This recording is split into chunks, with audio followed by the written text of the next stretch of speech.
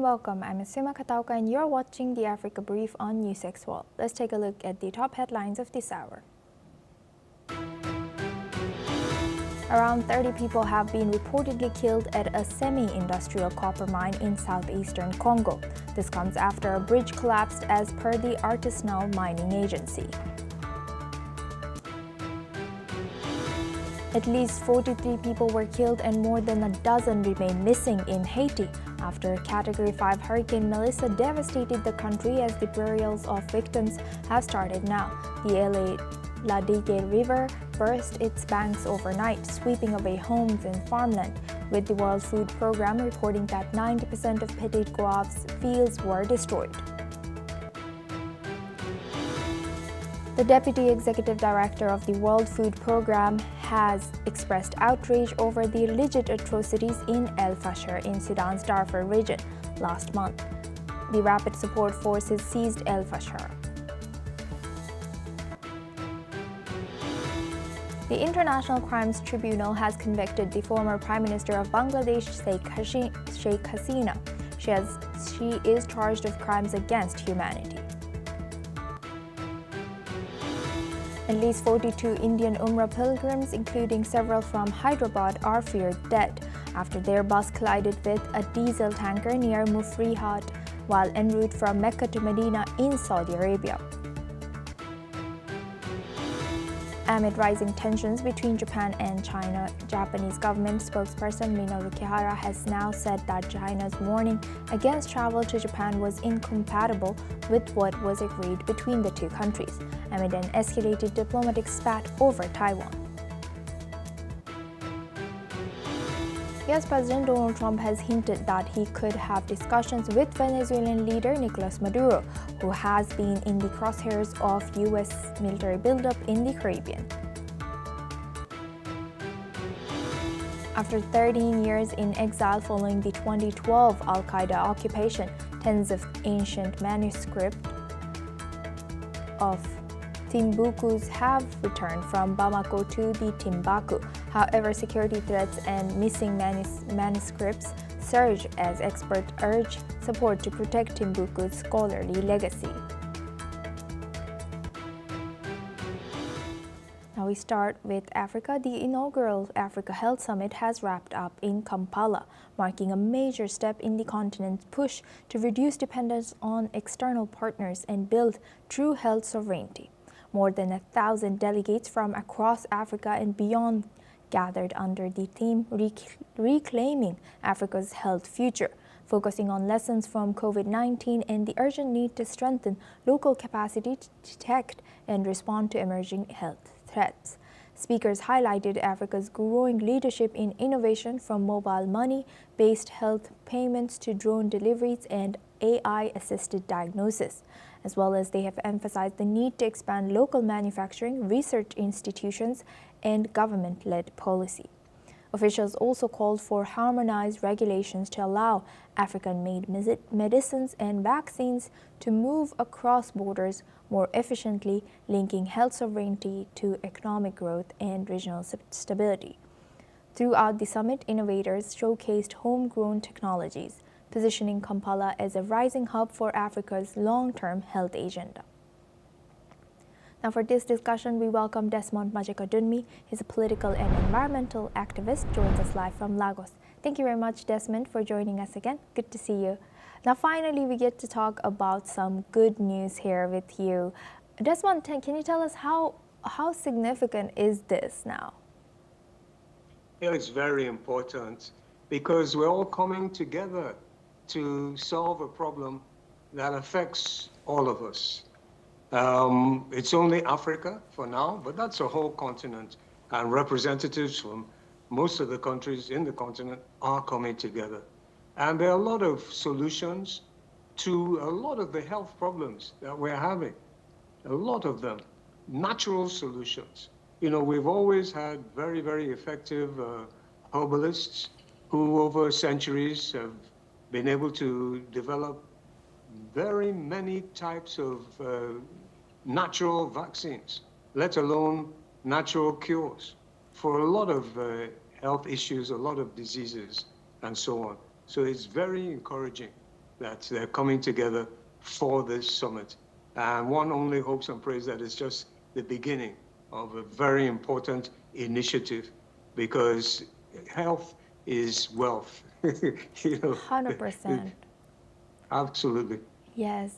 And how do you think, how can African nations balance the pursuit of health sovereignty with the ongoing need for international partnership and aid without compromising their local capacity building? This is the challenge. Again, we're seeing this particular challenge coming up in multifaceted ways, because our socio-economic system is being more and more driven by the pursuit of profit, by the prioritization of the increase in profit, and providing health care, at least in the pharmaceutical industry. It's a highly profitable industry.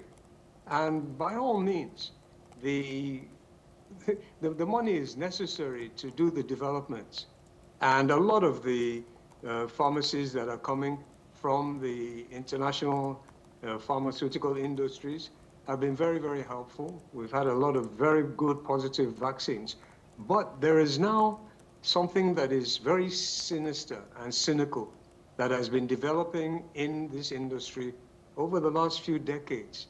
And that is trying to sort of marginalize, trying to ensure that the world population become more and more dependent on basic pharmaceuticals, specific pharmaceuticals. And you're having competition within the pharmaceutical industry itself to try to be sure that their particular products are the ones that will be most needed, their particular product will be the ones that are most in demand. So it's a very, very important issue, and we need to overcome this. We can't continue this way as humanity, prioritizing profit over people, let alone over the planet. So this is where we need to have a very radical, transformational change of our attitudes in the health industry. It can't be dictated by huge companies that just want to ensure that they can have more and more and more profit. This is not healthy. This is not acceptable. Yes, indeed. Thank you very much, Desmond, for sharing that insight, indeed, and important message with us on NewsX World. Now we move on to South Africa. South African newspapers have highlighted growing concerns over recent Gaza evacuation flights after a group of Palestinians arrived in the country under unclear circumstances. A few local newspapers have reported the issue under the headline, "A Ticket to Wherever for War-Weary Gazans," while others led with South Africa on high alert for more Gaza flights, reflecting the rising scrutiny around the arrivals. According to border authorities, 153 Palestinians landed at Johannesburg Airport on Thursday on a chartered Global Airways flight from Kenya. Officials have said the group arrived without departure stamps, return tickets, or confirmed accommodation details, prompting immediate checks by immigration and security teams. President Cyril Ramaphosa has said that South African intelligence agencies, the Department of Home Affairs, as well as the Department of International Relations and Corporations, were jointly assessing the situation to determine the circumstances of the passengers' travel and ensure all protocols were followed. Now for this discussion, we welcome Mr. Ayanuga Olugbenga-Paul. He's a public affairs analyst, joins us live from Lagos. Thank you very much, Mr. Ayanuga, for joining us again. Good to see you.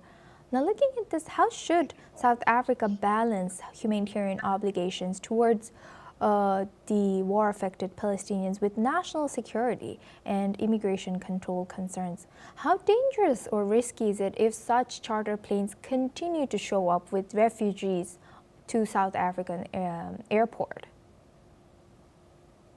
Well, I think it's a dangerous precedent that South Africa needs to be very careful of, in as much as they want to help the refugees in Gaza or help the Palestinian in one way or the other, which they have been doing quite well. We've seen that while many other African African countries and many other countries are either timid, sitting on the fence, or pro-Israel. South Africa has been one of the vocal voices condemning the genocidal acts of Israel in Gaza and the Palestinian lands. So, but what seems to be happening that I feel South Africa needs to be careful of is that we must always, in governance, most of the big countries in the world who have successfully managed their economy become world power.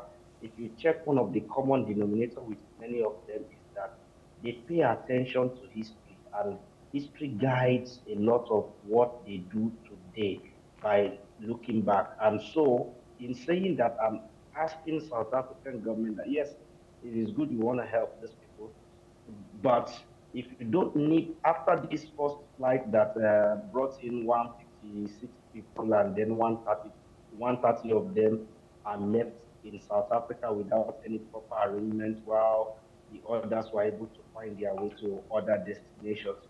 If South Africa does not make a strong statement that will deter such from happening in the future, it could be that, as alleged by the Palestinian Authority, that Israel is finding a way to displace people out of their land so that they can reclaim all those places after having resettled out all the people who were there before.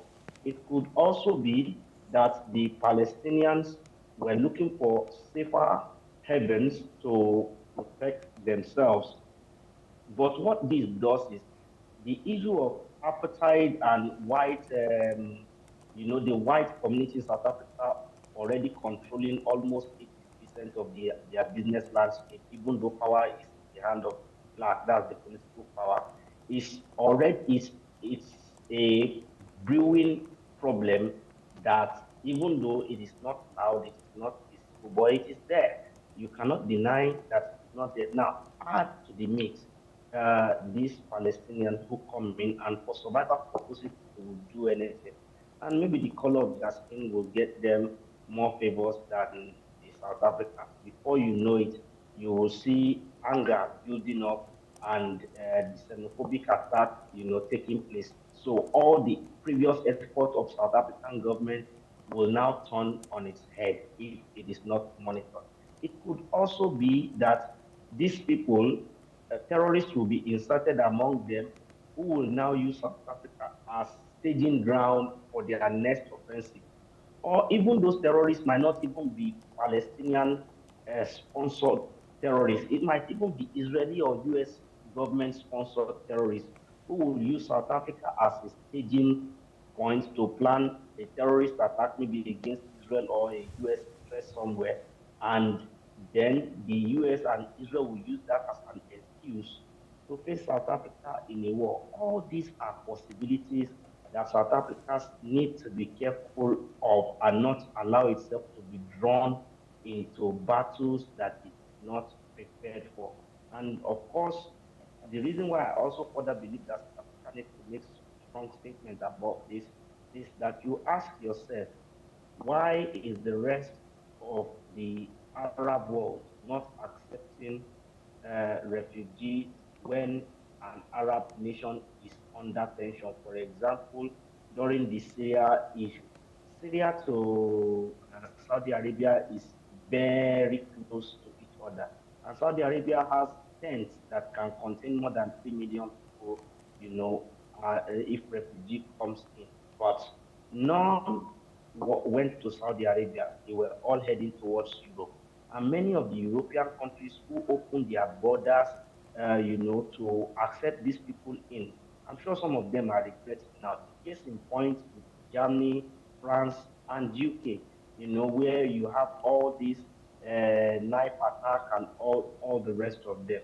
So I am saying, in as much as South Africa wants to help, it should also think wide, using history as a guiding light to put its own national security first and do whatever it needs to do to protect its people first. Because once there is peace in South Africa, that's only when South Africa will be able to help any country it wants to help in the world. But if agents of destabilization are allowed to, mingle with those who genuinely are seeking safe haven, they may not even rear their head in the next 10 years. So if all I'm saying now will look like, oh, it's just a fear mongering, they may not rear their head Yes. in the next 15 years, but when they do rear their heads,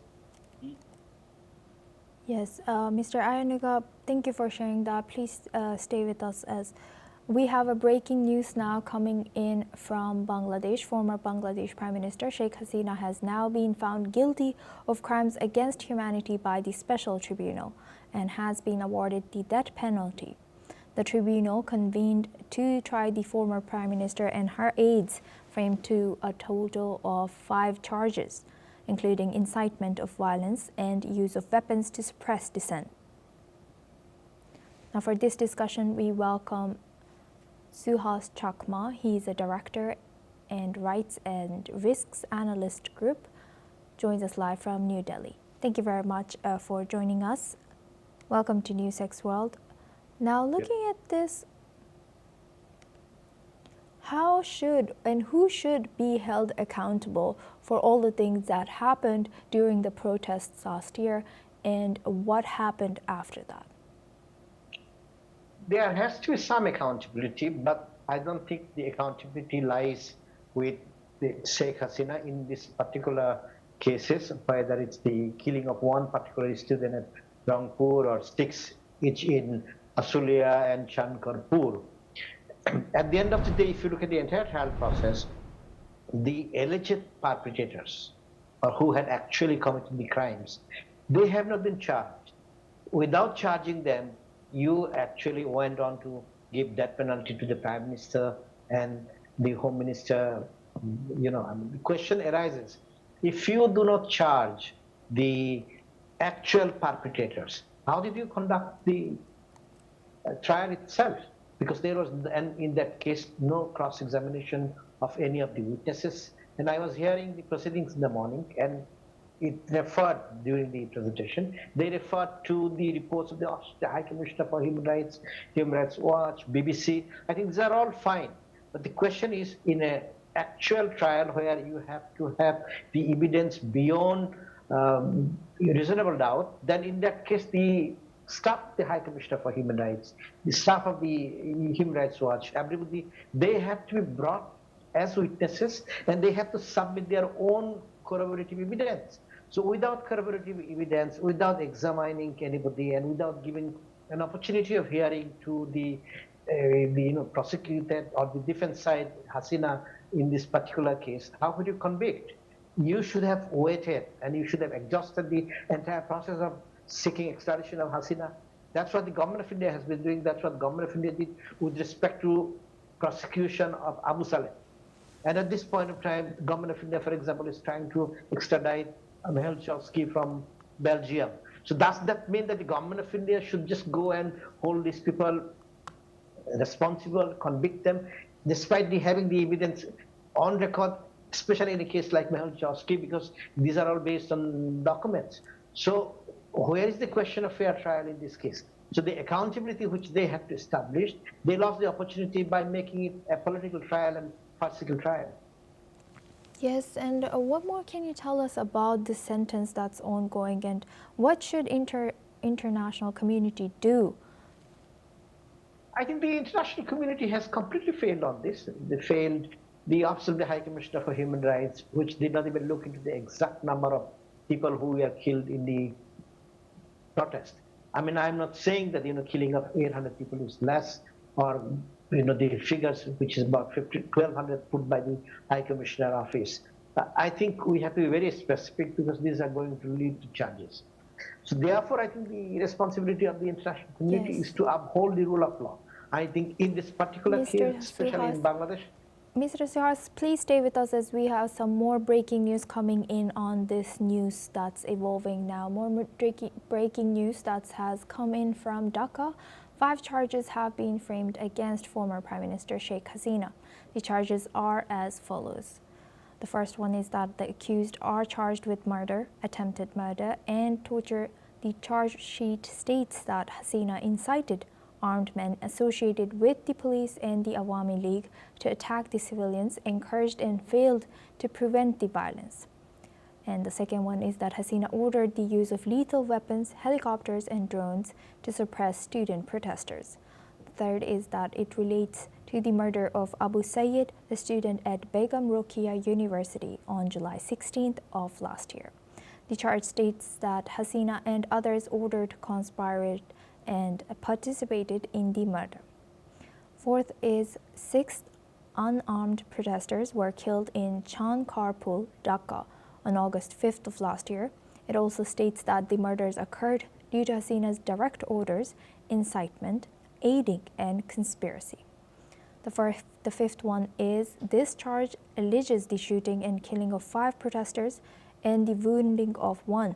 It alleges that the bodies of those 5 victims were burned and 1 protester was burned alive.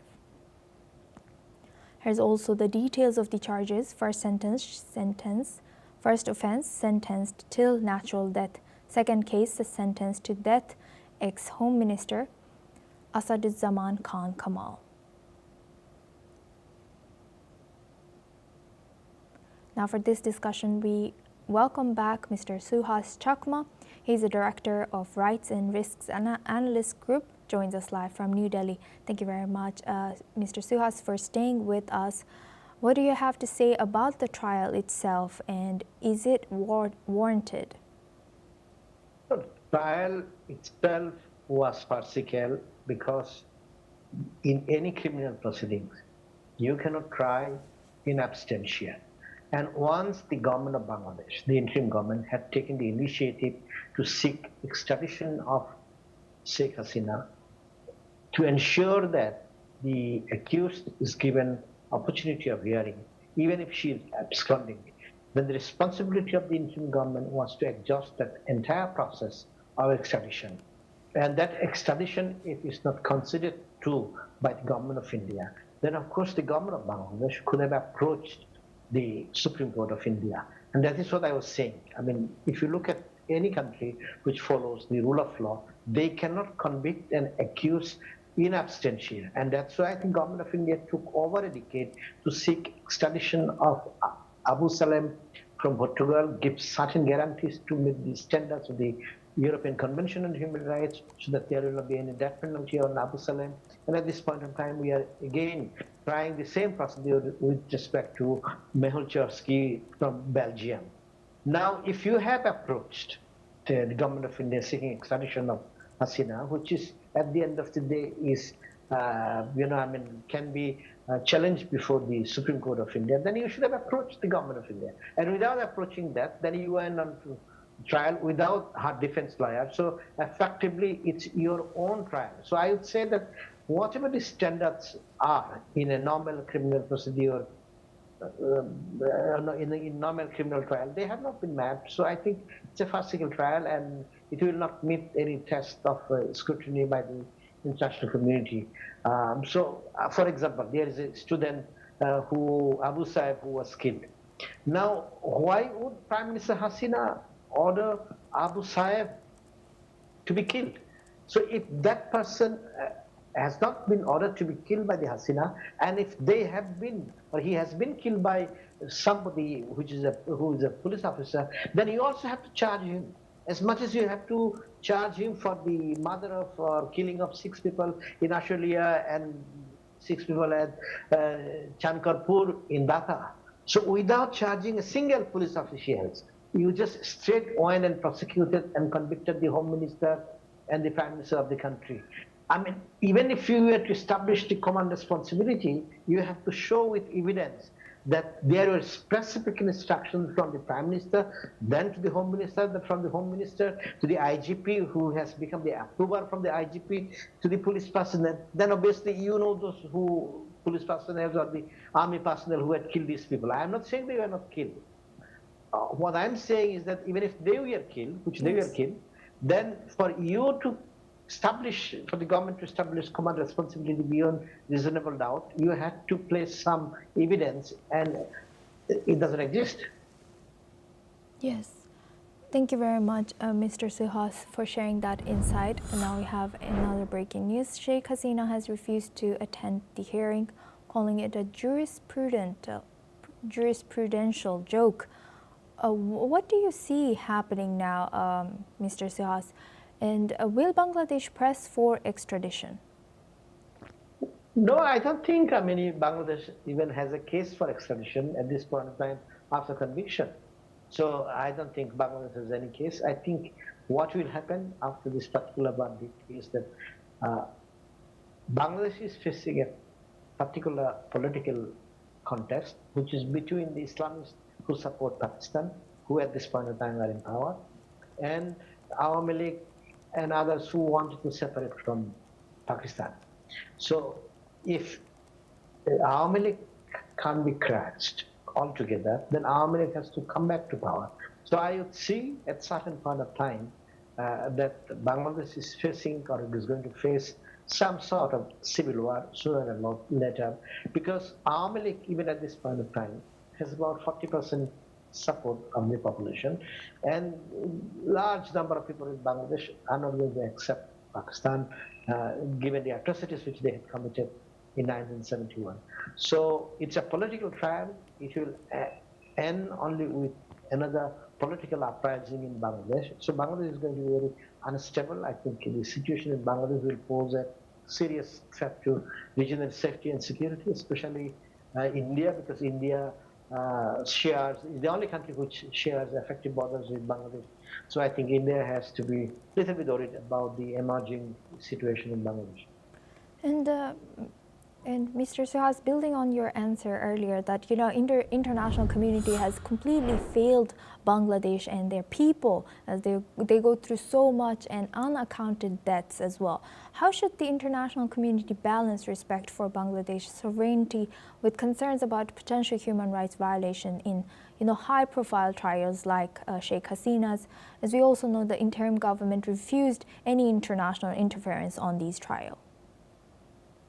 I think, in this particular case, the government of Bangladesh, ancient government of Bangladesh, is completely dependent on the support of the Western countries. So they could have prevailed upon the interim government to ensure that basic procedures, basic principles of the rule of law are upheld. I think the entire Western world, in the beginning, and not the Americans, they were smitten by the fact that Yunus is a Nobel laureate, and whatever he is doing, he will be doing in the interest of justice, in the interest of the rule of law. I think that was a wrong assessment from the beginning, because I think the West failed to understand to acknowledge one particular fact, that Yunus at the end of it is a banker, and he survived, or he built his careers on charging people interest, and interests which were charged like all other EMI agents do. So his original belongingness before Nobel Prize is actually he's a banker, he's the leader or Sadar of the EMI agents. So he did not have the capacity to uphold the rule of law, and they are increasingly realizing it now, and it's too late. I think everybody believes that the interim government is actually conducting reforms. Now, how could an interim government without a parliament reform anything? Because you cannot run a country through ordinances. So all the reform commissions, 13 of them which Yunus has established. Now there is an election, for example, Jamaat Islami comes to power with absolute majority or BNP. And they say that we have nothing to do with the reforms which are recommended by the interim government. There is a sovereign parliament, and parliament will decide on its own. So these reforms which have been undertaken for the last 1.5 years and supported by the West, they just go into the dustbin. So they failed to read the politics in Bangladesh and build a system where everybody could be tried. So you cannot try Sheikh Hasina only for the offenses which were committed from 2014 till she was in power, but atrocities were committed also by the interim government when it was in power from 2008 to 2010, when the military had taken over, when the BNP had, in a way, refused to give up power, and Hasina was demanding an interim government. So I think international community had the responsibility to create a process which could heal the wounds and create a political space. But instead of healing the wounds, I think they have ended up at the hands of Yunus, who is pursuing a vendetta politics, and he missed a great opportunity for Bangladesh, and it's a loss for Bangladeshis because they are going to face more political violence in the coming months. Right. Thank you very much, Mr. Suhas Chakma, for sharing that insight. We now welcome another guest to our panel here.